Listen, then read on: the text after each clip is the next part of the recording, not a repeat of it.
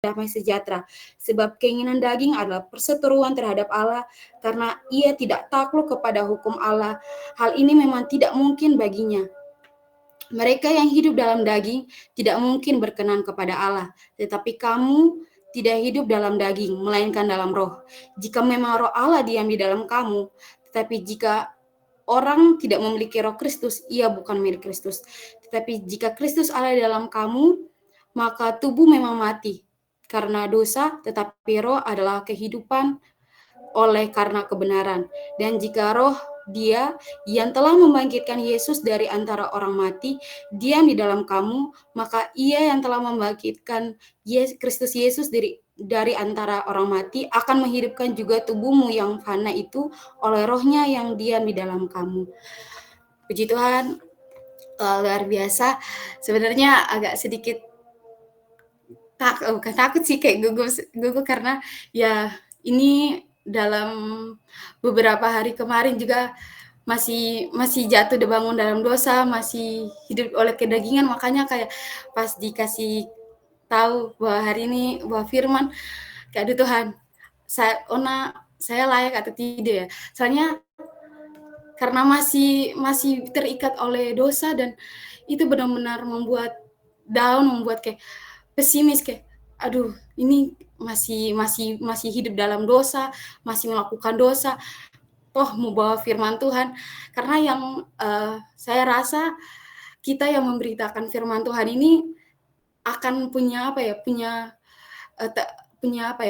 tekanan yang lebih besar. Maksudnya bukan tekanan sih, kayak kita akan dibebankan juga tidak, tapi kita yang memberitakan firman Tuhan ini, kita sudah tahu kebenarannya, kita yang akan lebih dituntut untuk melakukan lebih banyak yang sudah kita tahu, yang sudah kita beritakan. Dan itu yang membuat Tuhan mampukan saya untuk menjadi pelaku firman Tuhan. Saya memberitakan firman di saat ini pun saya tidak pernah luput daripada kedagingan daging. Tuhan mampukan saya. Mari kita belajar apa itu kedagingan. Kedagingan itu adalah keinginan atau perbuatan dunia yang melawan kebenaran, yang melawan kehendak Allah. Daging kalau secara biologi ya, daging itu kan ada di dalam tubuh kita. Misalnya dalam tubuh kita ini ada daging. Daging itu adalah sesuatu yang lunak, yang terbungkus oleh kulit dan melekat pada tulang kita. Dan sesuatu yang ada di dalam ini kan pasti tidak bisa terlepas gitu kan, sampai kita mati, baru tubuh kita ini, daging kita ini akan terlepas dari kita. Dan firman Tuhan ini luar biasa bahwa Tuhan Yesus sendiri sudah memberikan kita jaminan, sudah memerdekakan kita, sudah mati melawan dosa kita, melawan kedagingan itu di tiang kayu salib, dan Dia membuktikan bahwa Dia telah menang dan kita telah menang. Dan mari kita tidak lagi diperbudak oleh kedagingan itu. Mari bagaimana cara kita untuk bisa melepaskan kedagingan itu? Ada beberapa poin yang sudah Tuhan taruh buat saya, dan ini pun saya juga sementara memperlakukan itu dalam kehidupan saya. Mari kita sama-sama belajar. Pertama adalah keputusan untuk melepaskan kedagingan itu berawal dari diri kita sendiri. Karena setiap kita punya keputusan yang kita punya itu, ya itu dari diri kita sendiri. Untuk melepaskan kedagingan itu mungkin butuh orang lain. Orang lain itu mungkin menjadi kayak memberikan nasihat, memberikan topangan doa, memberikan arahan-arahan, tapi keputusan untuk bisa melepaskan kedagingan itu dari diri kita sendiri. Kalau diri kita sendiri tidak ingin melepaskan kedagingan itu, siapa lagi yang mau melepaskan kedagingan? Karena kedagingan itu yang tadi melekat pada diri kita, ada di dalam diri kita. Maka kita butuh suatu keputusan yang kita ambil untuk bisa melepaskan kedagingan itu sendiri. Dan di dalam Roma 8 ayat 15, di sini katakan, sebab kamu tidak menerima roh perbudakan yang membuat kamu menjadi takut lagi, tetapi kamu telah menerima roh yang menjadikan kamu anak Allah. Di firman Tuhan ini jelas bahwa kita tidak menerima roh perbudakan. Yang mana roh perbudakan itu membuat kita, masih terikat, saya lakukan ini lagi lah. Ya, tidak apa-apa lah, Tuhan tidak lihat. Oh, orang-orang ini tidak lihat. Saya lakukan ini lagi lah. Coba-cobalah gitu. Tapi di sini firman Tuhan katakan bahwa kita tidak diperbudak lagi, dan saya juga mengerti bahwa saya juga tidak diperbudak lagi, dan adalah keputusan saya sendiri bahwa saya ingin tidak diperbudak, itu adalah keputusan saya. Saya mau untuk hidup dalam kebenaran, saya tidak ingin lagi hidup dalam kedagingan, itu adalah keputusan saya. Dan firman Tuhan katakan bahwa ketika kita tidak hidup dalam daging, kita tidak hidup di dalam perbudakan itu, kita adalah anak-anak Allah. Dan saya percaya kalau kita sudah disebut diri kita anak-anak Allah, bahwa kita harus bisa melepaskan kedagingan kita walaupun itu butuh perjuangan, dan mari sama-sama kita belajar untuk bisa melepaskan kedagingan setiap hari. Poin yang kedua adalah kesadaran akan hadirat Tuhan. Di sini saya tahu bahwa ini adalah hal yang penting, kesadaran akan hadirat Tuhan. Saya punya kesaksian, pernah suatu obrolan dengan saudara, dengan sepupu, kita pernah berbincang seperti ini. Dia bilang, "Kamu enak, kamu tinggal sendiri, kamu tidak ini, kamu tidak itu. Saya di sini, saya tinggal dengan orang-orang," gitu kan. Jadi dia tinggalnya bersama keluarga gitu, dan saya kan, karena anak kuliah dan tinggal kos-kosan, jadi pasti hidup sendiri. Dan di situ saya bilang begini, "Saya mending tinggal bersama dengan orang.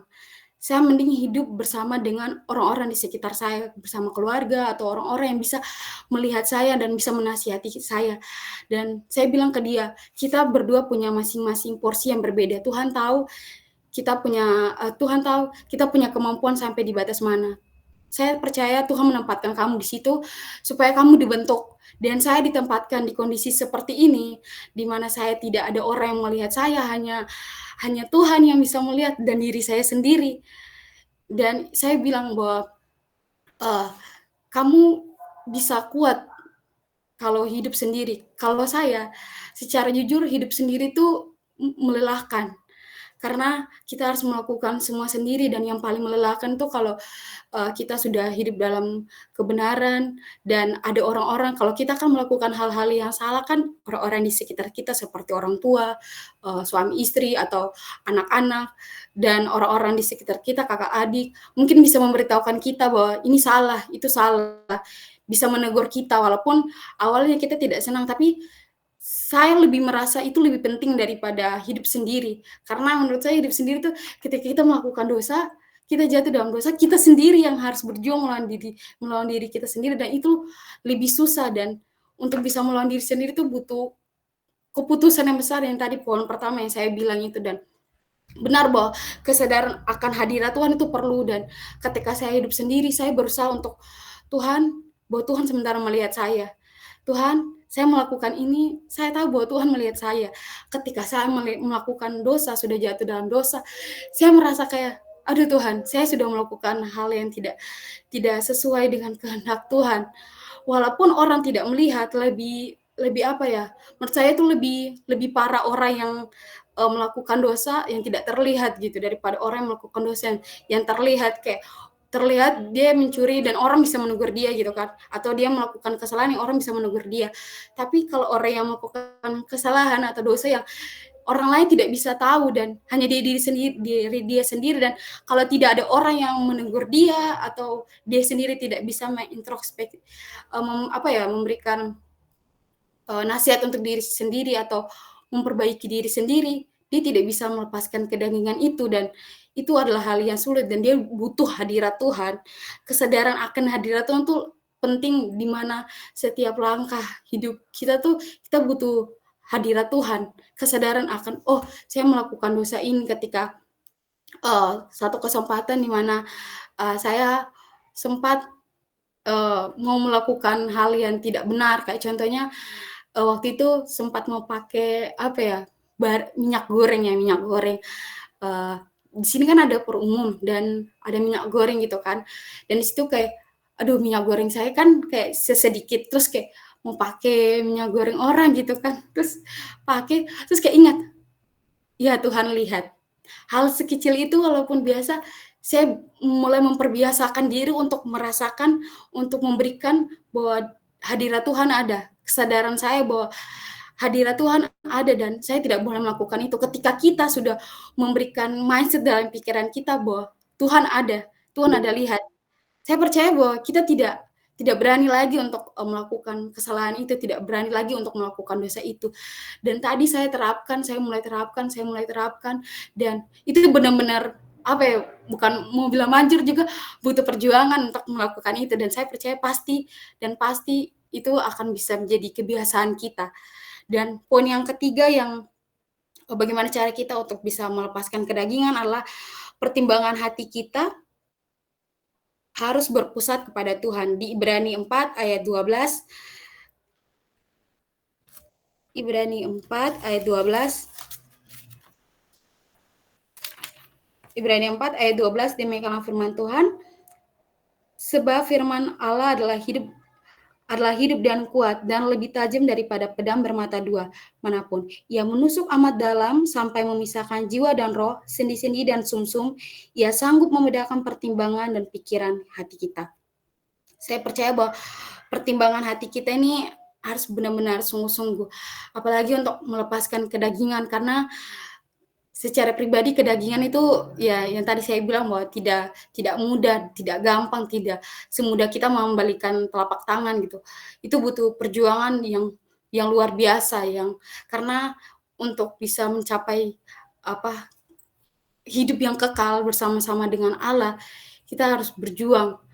Dan itu adalah salah satu poinnya adalah pertimbangan hati kita yang berpusat kepada Tuhan. Jadi yang Tuhan Yesus selalu yang saya baca dari kebenaran-kebenaran firman Tuhan, di mana ketika ahli-ahli Taurat, ketika ahli-ahli ahli Farisi, kalau mereka melihat perbuatan Tuhan, lalu mereka memikirkan dalam hati mereka rancangan-rancangan jahat.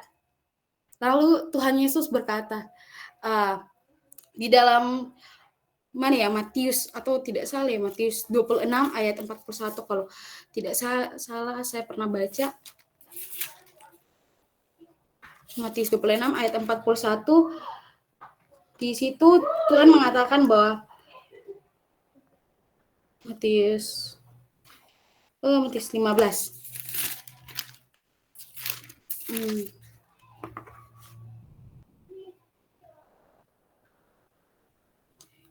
Matius 15 ayat 19, demikian firman Tuhan, karena dari hati timbul segala pikiran jahat, pembunuhan, persinahan, percabulan, pencurian, sumpah palsu, dan hujat. Di sini Tuhan selalu tekankan bahwa dari pikiran dalam hati kita itu adalah pusat dari semuanya. Jadi kalau dari pikiran hati kita saja jahat, bagaimana itu akan terrealisasi dalam perbuatan kita. Selalu yang tadi saya bilang, orang-orang Farisi, orang ahli Taurat, mereka selalu merancangkan jahat, dan pasti Tuhan tegur, mengapa engkau berpikiran dalam hatimu, berpikir dalam hatimu untuk melakukan ini, untuk melakukan itu. Tuhan sudah tahu mereka memikirkan dalam hati mereka hal-hal itu, dan Tuhan selalu menegur. Kenapa di dalam pikiran hati gitu kan? Kenapa selalu di pikiran hati? Yang tadi firman Tuhan ini sebutkan bahwa karena dari hati timbul segala pikiran jahat, dan pikiran jahat ini adalah pembunuhan, persinahan, ini adalah keinginan-keinginan daging yang ada dalam Galatia 5 ayat 19 sampai 21 itu.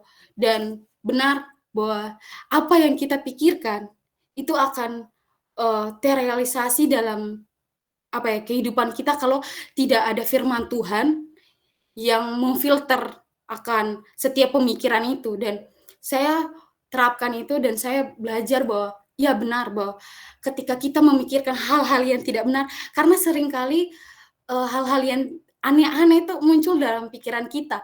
Kayak contohnya kalau orang yang punya nafsu tinggi, atau orang yang berpikir hal-hal yang aneh-aneh, itu tiba-tiba kayak suka nonton film-film yang pornografi atau bagaimana.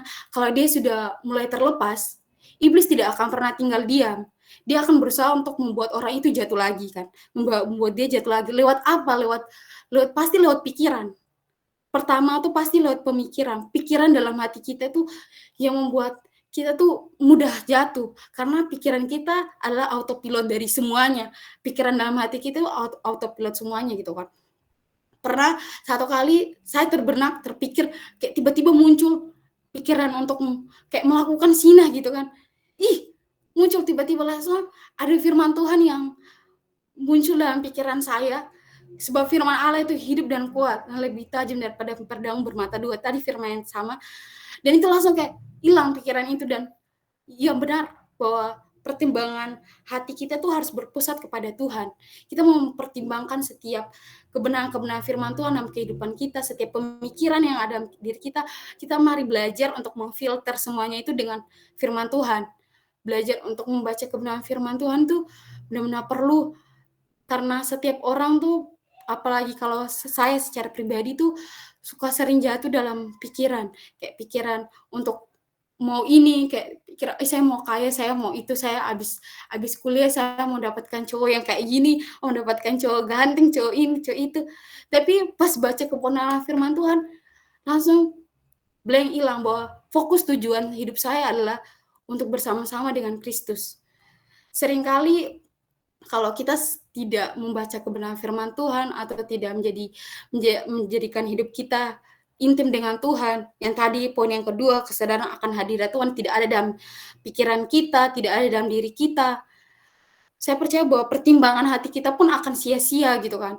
Kalau tidak ada hadirat Tuhan, lewat apa? Lewat pujian penyembahan, lewat membaca kebenaran firman Tuhan.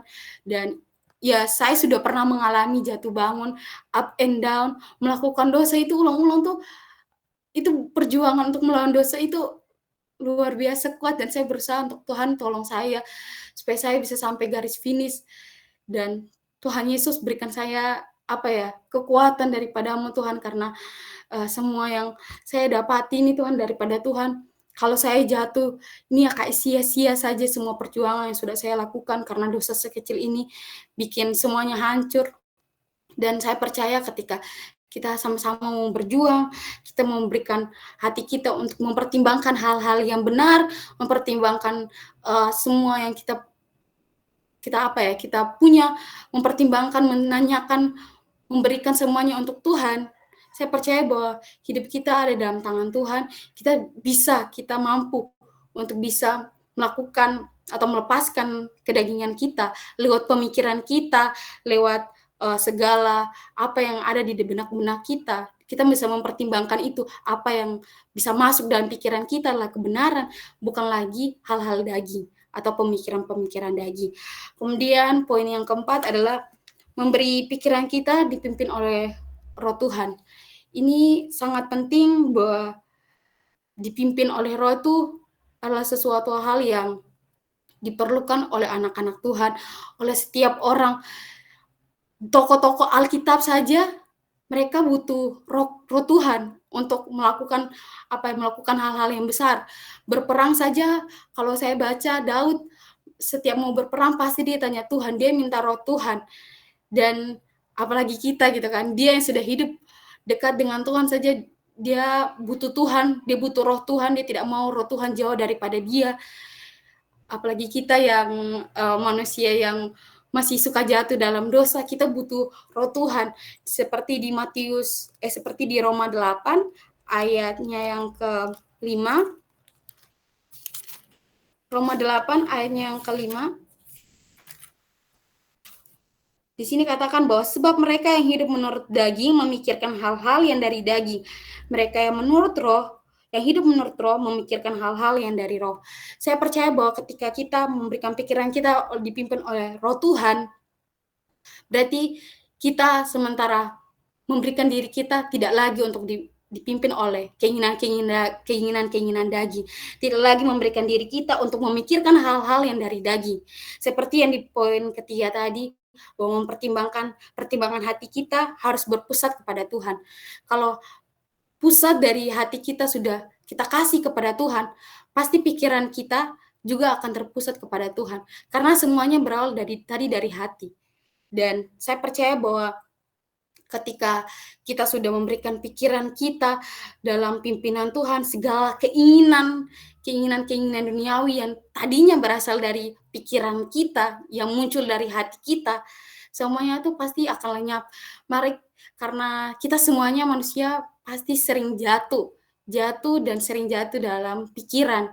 Itu tidak bisa dipungkiri karena ya iblis suka suka main ya, suka incar pikiran kita, tiba-tiba muncul benak ini, tiba-tiba muncul benak itu, tiba-tiba muncul pikiran untuk melakukan ini, pikiran-pikiran ini. Kalau kita tidak mempertimbangkan, kita tidak memberikan diri kita, pikiran kita dipimpin oleh Roh Tuhan, oleh kebenaran firman Tuhan, maka kita akan mudah sekali jatuh dalam dosa lewat pikiran kita. Dan itu akan akan mudah untuk kita lakukan dalam kehidupan kita sehari-hari karena pikiran kita sudah tercemar oleh oleh hal-hal daging. Dan poin yang kelima, tidak membiarkan hidup kita ada dalam zona nyaman. Jadi, saya bertanya-tanya, "Tuhan, ini poin ini apakah benar ya?" Karena saya juga kayak, "Aduh, kok hidup dalam zona nyaman?" Itu juga salah satu, apakah itu salah satu dari keinginan daging yang Tuhan taruh bahwa ketika kamu hidup dalam, zona nyaman, apalagi belum belum hidup dalam kebenaran, kamu masih sering jatuh dalam dosa, kamu masih suka melakukan hal-hal keinginan-keinginan daging, terus kamu mau tinggal di dalam zona nyaman, pasti kayak untuk melepaskan kedagingan tuh susah. Susah sekali, apalagi kayak rasa melakukan kedagingan tuh lebih lebih gampang daripada melakukan kebenaran. Membuka laptop itu lebih gampang daripada membuka Alkitab ya secara jujur. Membuka HP itu lebih mudah daripada membuka ayat firman Tuhan dan membacanya. Seringkali yang tadi saya bilang bahwa kayak ketika kita merasakan zona nyaman di dalam kedagingan, kita akan sekali mudah untuk melupakan semua yang tadi kita lakukan tadi. Kayak, "Ah, sudahlah tadi nonton drakor berapa episode, 24 episode, ah, baca firman, sabarlah nonton drakor lebih seru, kayak lebih enak," gitu kan. Ini lebih menyenangkan, memikirkan hal-hal yang saya sukai.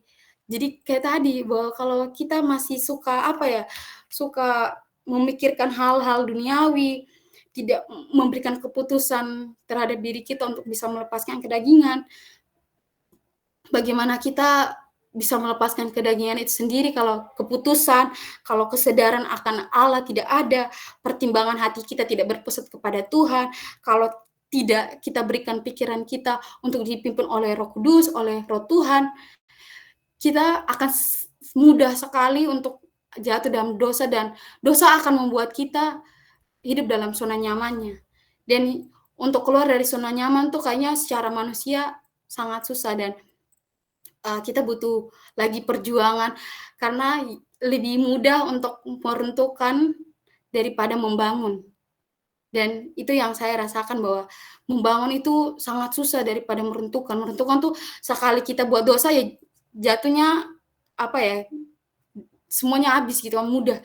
Tapi untuk membangun kembali kayak roh kita, membangun kembali hadirat Tuhan yang ada dalam diri kita, itu sangat susah dan kita butuh berjuang lagi karena iblis sudah tahu kelemahan-kelemahan kita di mana-mana gitu kan. Kelemahan kita lewat pikiran, atau kelemahan kita lewat ini, kelemahan kita lewat itu, kita sudah pernah jatuh dalam dosa ini, dia akan mudah sekali menyerang kita kembali lewat itu dan mari kita sama-sama berjuang melawan, kedagingan kita, mari kita merubah cara pikir kita merubah cara pikir kita kasih firman Tuhan untuk bisa merubah pikiran kita tadi, supaya pikiran kita tuh terpusat kepada Tuhan. Supaya iblis tidak mudah lagi untuk menjatuhkan kita di dalam, dalam kedagingan. Yang saya tekankan di sini adalah mari kita belajar untuk memberikan diri kita, memberikan, keputusan untuk bisa melepaskan kedagingan, mari kita berikan keputusan dari diri kita sendiri. Kita sendiri yang membuat keputusan untuk melawan kedagingan itu dan mari kita berjuang pertama lewat lewat pikiran kita dahulu untuk bisa melepaskan kedagingan karena semua berawal dari pikiran dalam hati kita. Kita belajar supaya apa yang ada dalam pikiran kita dapat memfilternya, kita dapat, memberikan pikiran-pikiran Roh Tuhan, pikiran-pikiran daripada Tuhan, mengerjakan pekerjaan-pekerjaan Tuhan, bukan lagi memikirkan hal-hal dunia. Mari kita mulai bersama-sama membangun kehidupan kita, melakukan apa yang Tuhan mau dalam kehidupan kita. Karena saya percaya bahwa kasih karunia Tuhan, ada bagi setiap kita. Dia sudah menebus kita dan saya percaya bahwa kita sudah dimerdekakan di dalam Tuhan, kita sudah, diperjuangkan Tuhan di tiang kayu salib, dan saya percaya mari kita juga harus berjuang untuk hidup bersama-sama dengan Tuhan di dalam kerajaan sorga. Saya pun juga masih belajar untuk bisa berjuang untuk melawan kedagingan supaya, hidup bersama-sama dengan Tuhan, karena satu yang menjadi tujuan saya waktu dari masih kecil adalah saya mau hidup dengan Tuhan Yesus. Apapun yang terjadi, saya mau tinggal dengan Tuhan. Saya tidak mau, di Tuhan Yesus berada, saya mau ada dengan Tuhan. Itu menjadi tujuan hidup saya, seringkali godaan-godaan dunia itu membuat saya terlupakan dengan tujuan awal saya, membuat saya memikirkan tujuan-tujuan dunia. Oh, tujuan dunia saya punya rumah bagus, saya punya ini, saya punya itu, dan saya terlupakan oleh tujuan awal awal yang sudah saya pernah pikirkan, yang sudah tujuan awal saya, yang sudah pernah saya rancangkan itu tinggal bersama-sama dengan Tuhan. Dan mari kita belajar supaya bisa memfilter kembali pikiran-pikiran kita, hidup dalam kebenaran, dan melepaskan segala kedagingan walaupun itu sulit, tapi mari kita berjuang karena Tuhan Yesus sudah berjuang, Tuhan Yesus sudah melepaskan, Tuhan Yesus sudah menebus segala dosa-dosa kita di tiang kayu salib. Saya percaya bahwa hidup kita sudah dimerdekakan dan mari kita sama-sama berjuang untuk melepaskan kebenaran di dalam nama Tuhan Yesus. Saya percaya bahwa kita bisa dan kita mampu. Puji Tuhan, mungkin itu saja yang bisa saya sharing-kan malam hari ini.